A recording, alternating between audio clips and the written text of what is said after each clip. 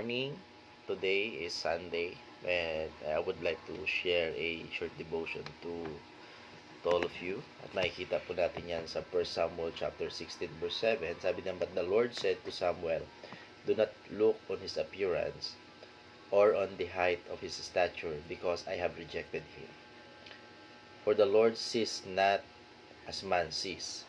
Man looks on the outward appearance, but the Lord looks in the heart." So clearly, while Samuel is looking a new king, warrior of Israel, and natagpuan niya si Jesse at present sa kanya ni Jesse yung kanyang mga anak na talaga namang matitipuno, matangkad, at 7 itong mga kalalakihan. Kaya lang, hindi yon ang nakikita ng ating Panginoon. Kaya nasabi niya sa verse 7, nung sinabi niya kay Samuel, kakaroon sila ng conversation, na iba yung nakikita ng tao. Para kay Samuel, kayang-kaya na maging hari or maging warrior ng mga anak ni Jesse, kasi nga talagang matatangkad, matitipuno.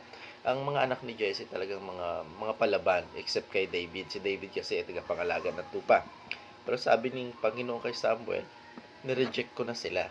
Okay, mari iba ang nakikita ng tao, pero iba ang nakikita ng Diyos. Sabi ni Lord kay Samuel, man looks on the outward appearance, but the Lord looks at the heart. Yung heart na tinutukoy dito ay tumutukoy sa moral and spiritual life ng isang tao. Moral, ito yung how we, do a good thing to anybody, yung kabutihan ng puso. But maliban sa mabuti ang puso, tinitingnan din ng Panginoon. Nakita din ng Panginoon yung heart ni David, na kung gaano siya kamahal nito. Mahal ni David si Lord. Naglilingkod si David sa Panginoon. Si David ay may pananampalataya sa ating Panginoon.